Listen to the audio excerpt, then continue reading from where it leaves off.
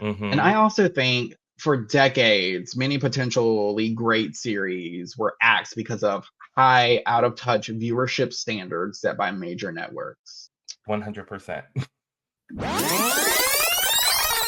Wake up to a new morning, pop in a little nostalgia, just be kind and listen to the rewind.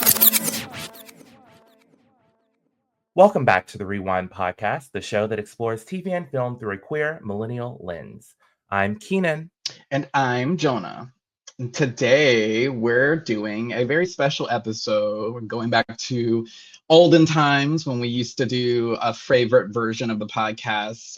I like to think of it as a fan favorite, even though we don't really have fans, but it's certainly a favorite for us. It's Cancel Cast, where we both essentially pitch TV shows to one another and to our listening audience for shows that we feel like were canceled way too soon and should have had more time on air. Yes, so I'm really excited about this.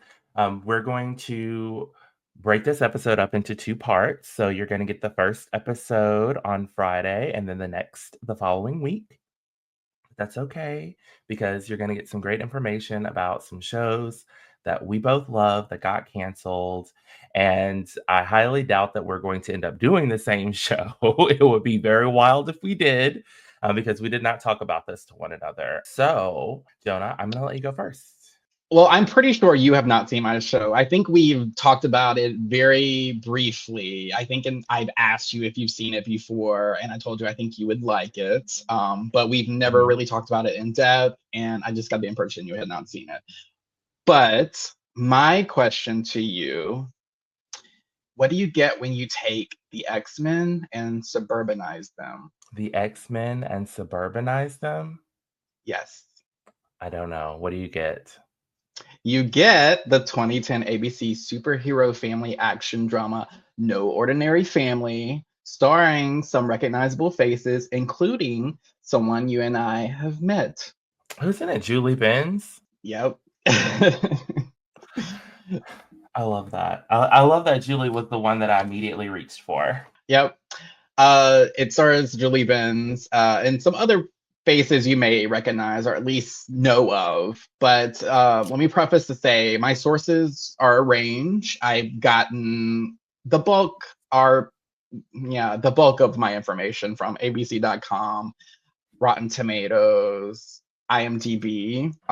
So about the series, No Ordinary Family is a sci-fi fantasy drama that aired on ABC between 2010 and 2011. It was created by Greg Berlanti and John Harmon Feldman, and I know you know who Greg Berlanti is. Berlanti's EP credits include iconic, mega popular TV shows like Dawson's Creek, Arrow, The Flash, Superman and Lois, Chilling Adventures of Sabrina, Black Lightning, Supergirl, You on Netflix, Riverdale, and many more. He also directed the film Love, Simon, and wrote and directed the Green Lantern movie with Ryan Reynolds, but we can forgive him for that. Some of Feldman's work... It's been a Jon Stewart movie. So some of his partner John Harmon Feldman's work include Dawson's Creek, True Calling, which I've also talked about, and funny enough, was my plan B option for this show, for the Cancel Cast. We talked about it like 2 episodes ago. Right. Because you made the comment, it was like watching Faith as a medical examiner or something like that. Faith with premonitions is all I said. Faith with the premonitions. Though the Slayers evidently have premonitions, but we never saw Faith. But anyways, that's neither here nor there. And he also, his work also includes Designated Survivor, which was a really popular ABC show, I think, starring, oh my, what was his name? Kiefer Sutherland. Kiefer Sutherland, I have like a huge blind spot. Like after Highway, I couldn't really watch him in anything else. I think between Highway, it's like him and oh my God, what is her name? Reese Witherspoon. Reese Witherspoon plays like a troubled teen. It's like a Little Red Riding Hood. Freeway. I said highway. Freeway. Yes, yes, yes. Tomato, potato. Yeah. If you pulled that out, you should have known what I was talking about. If you were able just. I only knew. I've never seen that movie. I only knew because my friend and roommates liked that movie, and he said recently that he wants me to watch it, and I don't know, it's never been appealing to me. I think I tried to watch it or watch the clip, and her accent alone is such a deterrent. Oh yeah, but it's also the I can never see like Kiefer Sutherland in like a good guy role ever again after that movie. And for some reason, I also think he was like the rapist in Eye for an Eye, but I don't know why I'm putting him. Was he the rapist in Eye for an Eye? That it is. I was just about to go to that. So I love that movie so much because I'm a huge Sally Field stan. I love Sally Field. Truly, and it's like Dolly Parton, Sally Field. I love her. She's so good in it. Yeah, and so like I remember watching it and then like also having like Freeway under my belt, and I was like, so this is a role that Kiefer Sutherland plays very well. And then I remember 24 coming out, and I was like, I'll never watch this show. It's that he plays this like grimy kind of creep guy in movies like that, where it's just like, you know, like, it's so gross watching him, but he's so effective at it. Eye for an Eye was very traumatizing to me the first time I watched it, and every time I've watched it since. But it's one of those I can't stop going back to, because the way Sally Field, first of all, very few actors play grief the way that Sally Field can play grief, like those really deep grief, grieving emotional scenes. Like, I'm thinking like Still Magnolias, even in Mrs. Doubtfire, that moment where she finds out that it's been her, like Robin Williams all along. Like, it just, those really loud, like, demands attention on the screen, like emotional scenes. And I love Sally Field for that. And then the fact that she takes revenge, like she seeks vengeance on him, and the way she does it and kicks his ass, it's really satisfying. It's truly devastating to watch, but it's very satisfying ending. Yeah. Anyway, I digress. So Rotten Tomatoes, I was honestly kind of surprised at the score on this, not because I didn't think that the TV show warranted it, but because it's an older show with one season, and I just don't hear a lot of people talking about it. And so I just assumed that the score would be much lower. But you want to guess how high the tomato meter is on this? I doubt it's as high as my show's tomato meter score. But I'm going to say, I'm going to give it like an 86. That is kind of close on the popcorn meter. On the tomato meter, it's 71%. So critics average 71%, really dug it, I guess. And then on the popcorn meter, it's 83%. Okay. So the fans were like, this is a pretty cool show. Yeah. The general audience, anyway. Yeah. Okay. It definitely had potential. So in the synopsis, the Powells are about to go from ordinary to extraordinary. After 16 years of marriage, Jim, played by Michael Chiklis, the Shield, Fantastic Four. Yeah, we know him. He feels disconnected from his workaholic wife, Stephanie, played by Julie Benz from Buffy the Vampire Slayer, Angel, and Dexter. Yeah. And their two teenage children, Daphne, played by Kay Panabaker from the show Summerland, and JJ, played by Jimmy Bennett, who was in Star Trek, apparently. I don't remember. What was the name of the young girl, the sister? Kay Panabaker. You will recognize her sister. You recognize Danielle. The name probably because of Danielle. Okay. Yeah. I heard Panabaker and I was like, what? Yes. It's a very specific kind of name. Yeah. So I'm going to get to that in the trivia. It's a really cool connection. So to encourage family bonding time, Jim decides the family will join Stephanie on her business trip to South America.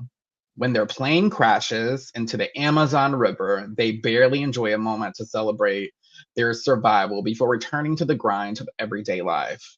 But they will soon realize that their lives have been forever changed. I just want to pause there to say it is almost comical how quickly they return to the grinds of everyday life. Because because it's a network show and they have to pack in like the origin story in like a Yeah. very short time frame. When I tell you the characters are established, what all of them do are essentially established, and the plane crash and all of that happens within like the first 10 minutes, because it's like it's kind of, there's a lot of voiceover happening where they're sort of talking about it what appears like in a therapist's office, but you never quite know until the end of the episode like who they're talking to. So Okay. it's a very it's an oddly rushed kind of origin story, but it works, I guess, because it is network TV. Although it Mhm. would be really fun to see like some kind of reboot or something where that's, it takes a little bit more time, and maybe you get a little bit of origin with the, like, what about the Amazon River makes it mystical, because it can't be the first time someone took a soak in the Amazon River. So each member of the family starts to show signs of new, unique, and distinct superpowers. Will their newfound abilities finally bring them together or push them farther apart? Okay, so getting into the cast of characters, we have Okay. Stephanie Powell, Julie Benz. She is Global Tech's Executive Vice President of Research. So she's a research scientist, a doctor, the Okay. wife of Jim Powell, mother of Daphne and JJ Powell. It's important to note when we meet Stephanie, she is constantly wishing for more hours in the day. There never seems to be enough time to rush from an 80-hour work week to get home to her husband and children. She loves her career, but she cannot help but want more quality time with her family. It only gets worse every day, with the kids getting old enough to have their own lives and Jim feeling ever more disconnected from her. In her struggle to balance time between supporting her family financially and emotionally, Stephanie has yet to figure out how to fix the situation.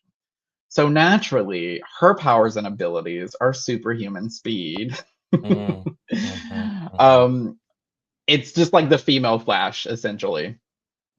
She has the I was like, ability to she's either run gonna be and a speedster or like she could stop time or something. slow But down time. A mhm. little bit of both, honestly. They call that flash time in Flash.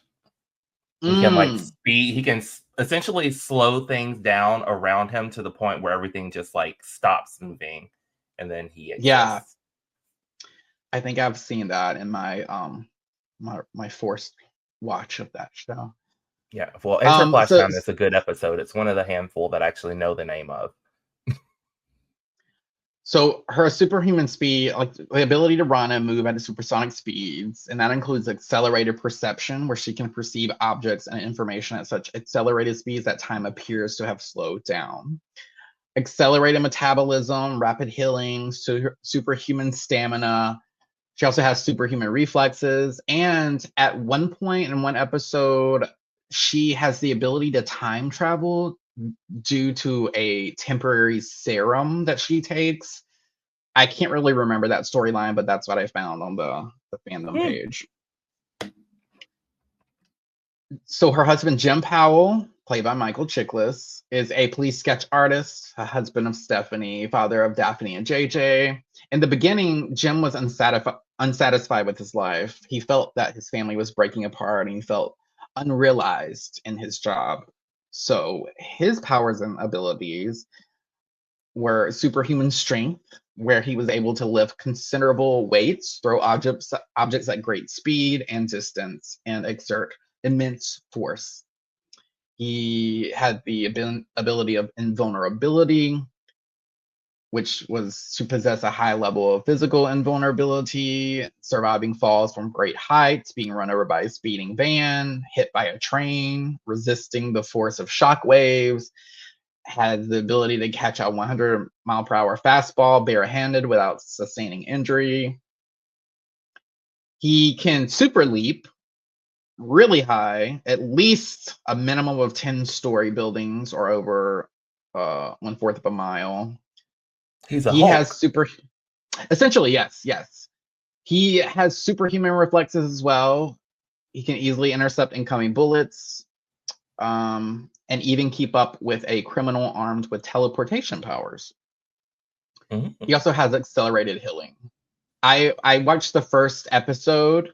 I was finally able to find it. Leave it to me to find to cover a show that you can't actually watch anywhere unless you like find it on like sketch websites. I was gonna ask, like, where did you eventually find it, or can we not talk about that?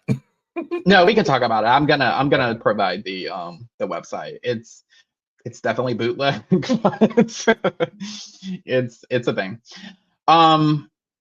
Yeah, so he got shot in the back of the head in the first episode, and it was like, dude, this dude just got shot in the back of the head, and it definitely stuns him. It knocks him out.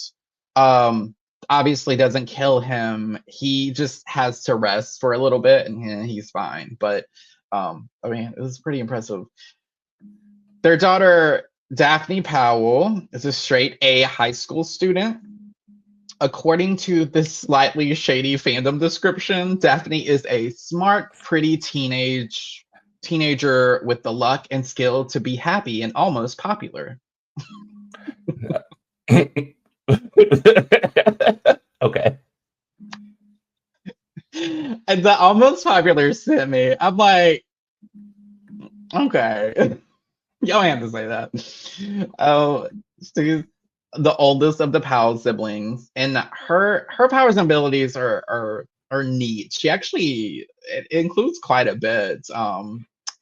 It's telepathy, so she can read the thoughts of others. So receptive telepathy. She can telepathically push, meaning she can implant suggestions in others' minds. She can erase memories with physical contact. She telepathic torture is another, where she can cause pain and unconsciousness, and she can read memories, so she can see a person's memories when she's touching them. Oh, not to the teenage daughter. Oh my God, that sounds dangerous. Yeah, and it's funny, right? Because I mean, of course, it's going to be a teenage girl's powers because she's always terrified of what others think about her, right? So now she's forced to have to know that. Yeah. Ay, ay, ay. So JJ Powell, who's the youngest in the family, he's pretty much described as an underachiever. His powers and abilities, and because he's low-key dumb, is superhuman intelligence. So he can quickly learn and understand the complexities and exactness of any information or concept he is exposed to, as well as apply said information to solve or create new solutions to complex issues. He has probability perception, which means he can analyze and visualize the variables of any situation, issue, or concept he's confronted with in order to predict and perceive the paths that lead to certain outcomes based on what choices are made. And then he also has enhanced awareness. Attention and focus has increased, enabling him to be more aware of foreign mental intrusions. For instance, when Daphne attempted to mentally push him to drop an issue, he was able to quickly realize the desire to do so was not a product of his own thinking. I kind of just feel like that's really any super smart person. I'm like, any autistic genius could probably do any of that. But it is funny because at first when the powers present, he's the last one to present, and so of course he feels left out, and he was already feeling like left out in the family. And so he's like, it was a funny line because he says great, my family gets I'm paraphrasing, my family gets superpowers from the Amazon River, and the only thing I got was wet. So Before we get into what I like about the show, I have a couple of clips that I want to show you. One is the official trailer for the show, and the other one is a clip from an episode. Every story has a beginning, but ours doesn't start the way you might think. Date night's not looking so promising. Okay. I'd like to have him tested for a learning disability. My marriage, my kids, my life are slowly slipping away from me. When was the last time we did something as a family? I just don't know why you guys can't go without me and then Photoshop me later. Not the sidekick. We're all gonna have the time of our lives. Who are you texting now? God. Mayday. I don't even remember this. Kay Panabaker's character is fun. Like, she's funny, very witty, and It changed. Help? sassy. We just didn't realize how much. The bullet. Where'd it go? Hey, you all right? I just need some fresh air. My wife had changed too. We need to talk. Something impossible's happening to me. And you? Speed. Plane crash. The water had a phosphorescence. It's the only explanation. But we were all in the water. Probably think I'm losing my mind. Look, honey, there's something I need to tell you. Coming to ABC. This is Something instantly like extraordinary different has because happened. in other Won't stories, fix like I am still you know, plain people old JJ. wouldn't The more we understand tell about each our other abilities. I don't want new abilities. High that school's something hard weird was lessons. going on. Like, they're Or like, tell other people. Like, they immediately tell their yeah, respective boy. best friends. "Who's on weed?" But you can jump. A family I wasn't hearing my thoughts. I was hearing theirs. with ordinary problems We're a family no matter what happens to us. Nothing's gonna change that. and extraordinary powers. You two are freaky. So that's our story. For a family that was, for the most part, normal. What's next is anybody's guess, but I can tell you this. I can't wait to find out. This was only the beginning. No ordinary family. Turn my garage into a lair. I have a lair. My Yes, flat. that would be me. I would be ABC's the No friend Ordinary Family premieres Tuesday, September 28th on You're about to ABC. become a hero. Yeah, no, I would've he set it is. up. He is his biggest cheerleader. His friends. I love and that. that's I'm so glad that you noted that being an immediate difference from other like superhero shows, because they do tell their best friends and experiment with their new powers in front of with their best friends almost immediately, like both adults, in the family. Yeah. And it's fun because they're on the ride with them. I'm like, okay, that's relatable, because we showing off our shit, if we have superpowers, we're gonna be telling our Right. besties. Right. Okay, here's the next one. And you said this is a clip from the show? Like Yes, an this is an actual actual Okay. actual clip from the show. I'll preface this clip a little bit of background on it. They are on their anniversary date, Stephanie Mhm. and Jim, and they witness a car crash, and this fire starter caused it, and he's on the scene, and he takes off running. Jim runs after him, and then there is a battle, and so it's a good display of both their powers. Okay.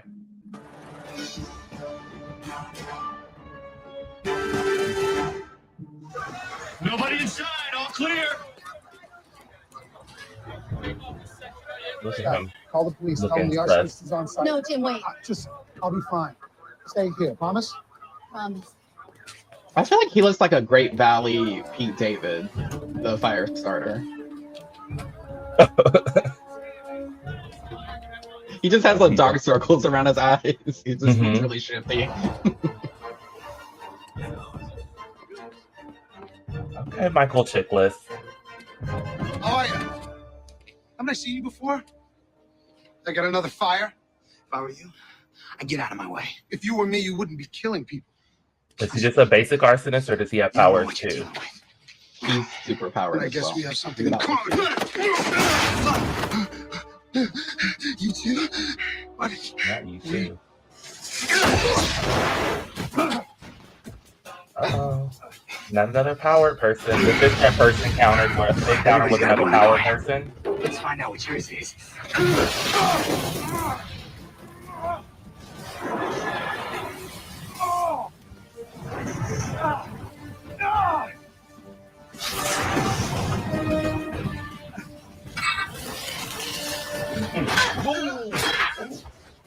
Ouchie. I feel like she could have just sped right into him and knocked him like flying, right? Yeah, that's what the Flash would have done. Or did a running punch, which pats the wall up. Oh no, stay in studio. I don't want to leave the studio. I just want to stop the screen share. Okay. I think this clip was from an episode that's relatively early on in the season, so their powers are still evolving. They're still getting used to them, and that's one of the fun things about the show this season is like you get to see them develop these abilities and figure out how to hone them. Yeah. Oh, that's always a fun time. Yeah. So that's interesting. Now I'm like, okay, so this other person got powers as well. So I'm interested to know like what happened. Like, Mm-hmm. how did they get their powers? Yeah, What's going on? That is a Do they big plot point throughout this first season, or the only season. So do they meet other people that have powers as well? Like, do they encounter other powered folk?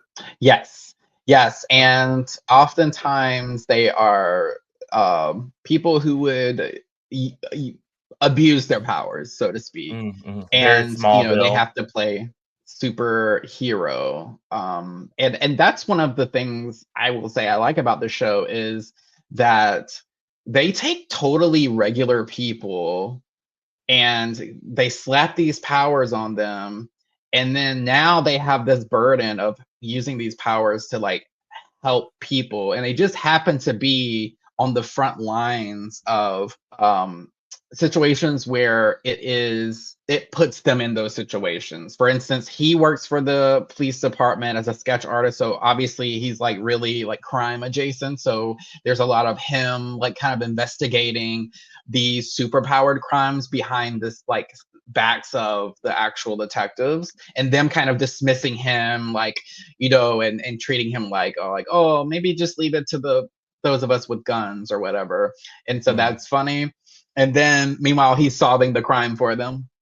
And then for Stephanie, she works for this research facility, and anytime there's this big corporate research entity, there is there's some shadiness involved, and so she's especially on the front lines of that. So it just kind of like it just meshes into their worlds, and they take on the responsibility of being like superheroes, essentially, not in like a hokey sort of let's get a cool costume kind of way, but like in a very kind of organic, relatable way, I guess, if that even makes sense.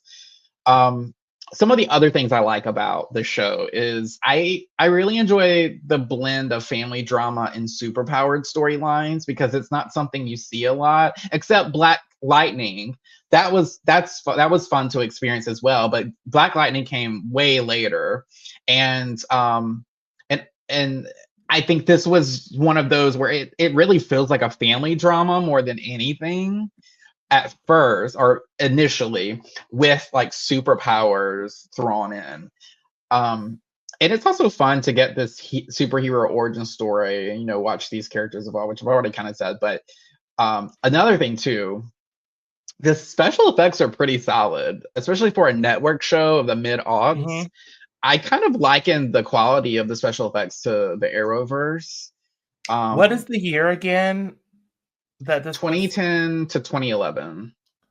So this would have been probably right before Arrow started airing.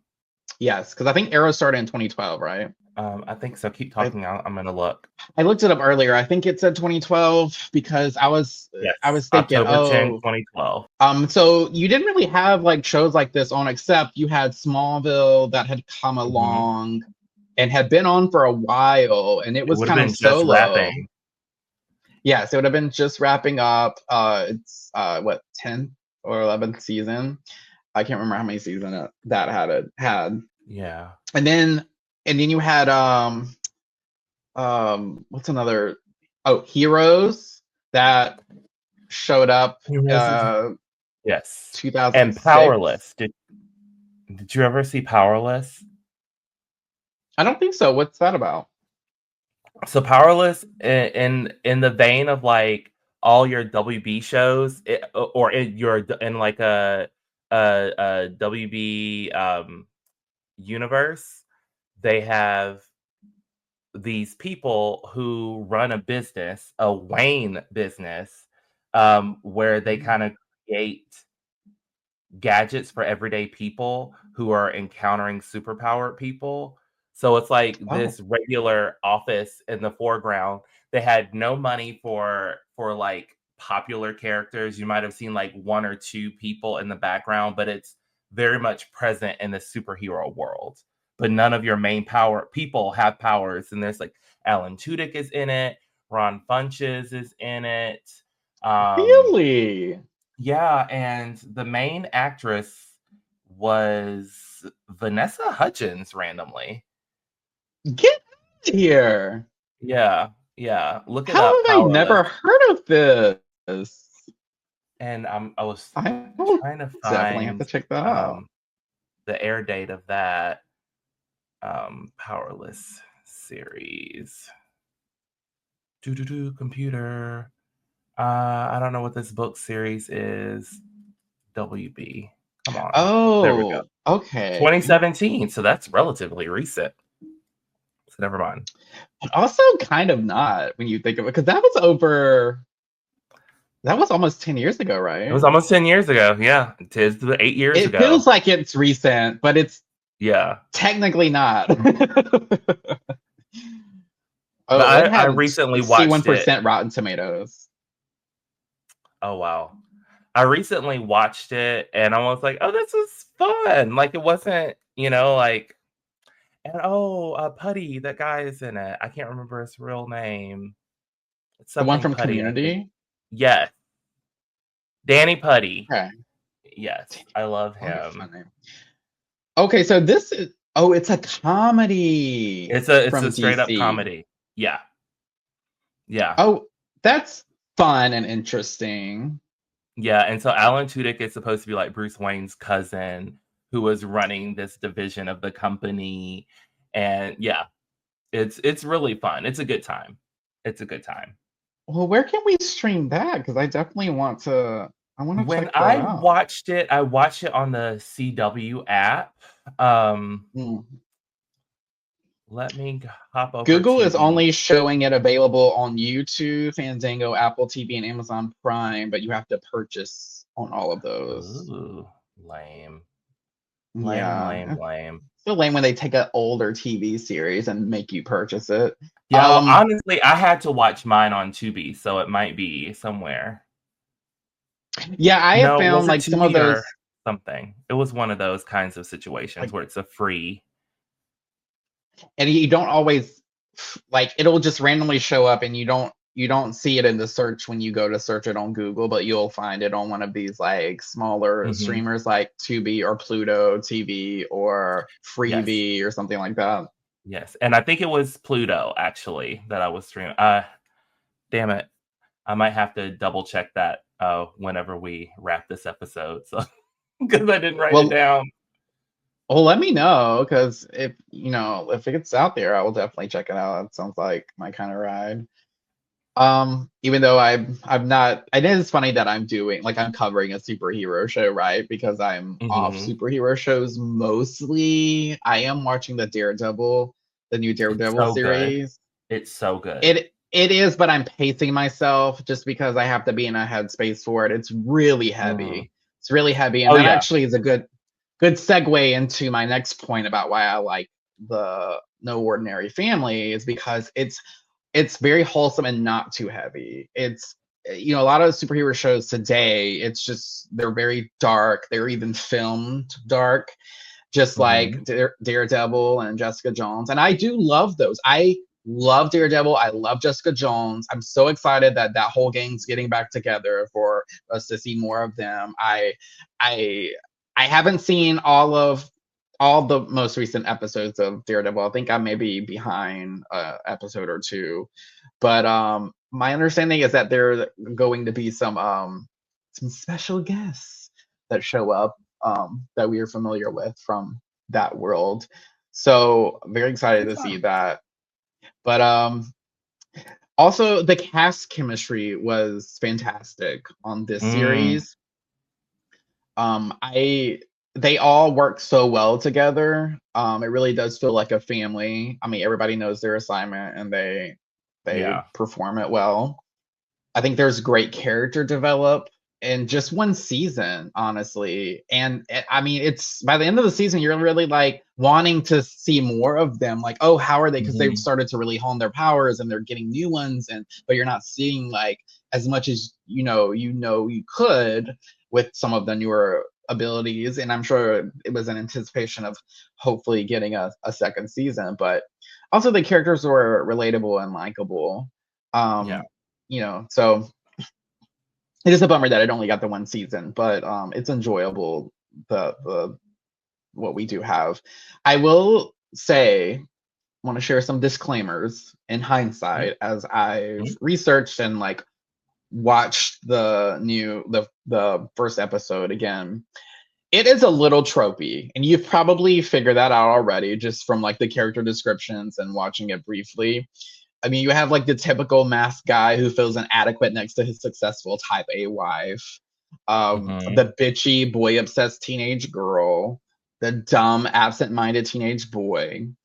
The biggest disclaimer, however, I want to give is, unfortunately, the show stars Stephen Collins, who you might know as Reverend Camden from Seventh Heaven, who, following this show, was outed as a pedophile and has had multiple accusers come out since. So he's trash. We don't like him. We don't want to see him on our screens.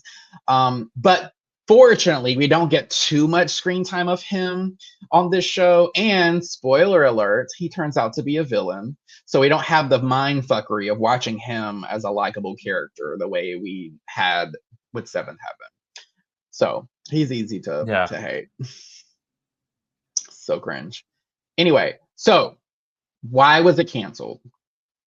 According to IMDb and Entertainment Weekly, No Ordinary Family was canceled by ABC after its first season due to declining viewership ratings and a perceived shift in the show's focus away from the family dynamic towards more superhero-centric storylines.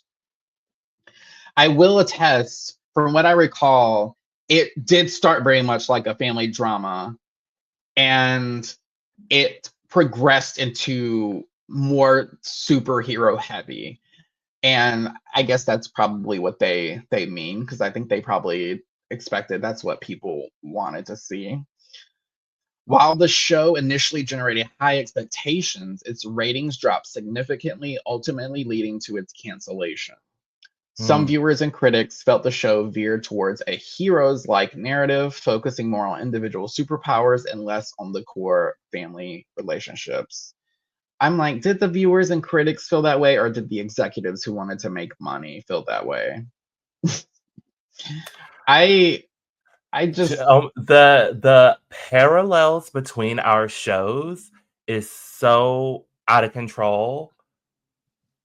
Yeah, like when I start digging into it, you're gonna like shut up. Oh, that's funny. I can't wait. So my theory about the cancellation is that had this series aired a few years later, post Arrowverse, or once Arrowverse launched, and possibly on a different network like the CW or on a streamer like Netflix, it would have been much more successful. And I also think for decades, many potentially great series were axed because of high, out of touch viewership standards set by major networks. Yeah, 100%. It's really annoying. Yeah. So I'll wrap up with some behind the scenes fun facts, and there are very few. I had trouble finding some, probably because it was just the one season. So, and I don't think it was even a full like 20 plus episode season. I want to say maybe it was more like 13 to 2016, maybe. I can't recall exactly. Maybe it was, but when I was looking, and I will say this before I forget because I don't have it in my notes, but you can watch this. I mean, you can purchase it and watch it in several places like YouTube or Amazon Prime or whatever, Fandango, I think, just like that Powerless show we were talking about. Hmm. But I found it on a website called dailymotion.com. Okay. And I mean, it is a bootleg site. And while I'm not encouraging people to watch bootleg, that is one of the only places you can find it for free. Dailymotion.com. And the way that works is it's a lot of different users who have posted variations of this show, like in terms of how they've captured it, and some are better than others in terms of quality. So you will just have to search and find them in order and watch, pick which you think is the best quality. So anyway, behind the scenes fun facts. According to IMDb, actor Michael Chiklis is no stranger to playing a superpower human. As you might recall, he played Ben Grimm, aka The Thing, in both of the Fantastic Four movies, original movies. In fact, Jim Powell's powers, God, say that 5 times fast, are very similar to that of Ben Grimm. When I said the Hulk earlier, I was like, damn it, Kenny, you should have said The Thing, because that's essentially, he was like a human version of The Thing. Yeah. But yeah. Well, no, I mean, the Hulk, I can see now that. Now listen, we don't want to get into that conversation of who could beat whom, the Hulk versus The Thing, because I feel like that is something that the people have been arguing about for years. But yeah, I love that. I love that he essentially kind of like said, okay, I get to do this again, but like with a family, and I don't have to look like rocks. I'm into it. Like he was like, I don't have to wear those rocks. It's like if Ben Grimm, oh God, could you imagine the makeup process? Because it wasn't a lot of that practical. I think so. Ugh. So I feel like Jim Powell is just Ben Grimm, like having gotten like his powers evolved, and he was able to shed the rock form and just be like a strong guy, and he got a family. So Kay Panabaker's sister, Danielle Panabaker, has also played a superpowered teenager on Sky High from 2005. Do you remember that show? Was it a show or was it like a Disney movie? Oh, it was a movie, I think. Yeah, it was a movie. Okay. I want to say though there was a series they tried to do, right? Oh, don't make me lie. That was my I'm working now, so I don't know what's going on TV days. Yeah, like I'm having to be a grown up big boy. Yeah. And Danielle Panabaker also starred as Caitlin Snow, of course, the alter ego of the supervillain Killer Frost in the CW TV series The Flash since 2014. And I do wonder if there was any sort of connection there, considering Greg Berlanti created. Well, I don't know. Did he create The Flash, or was he just an EP?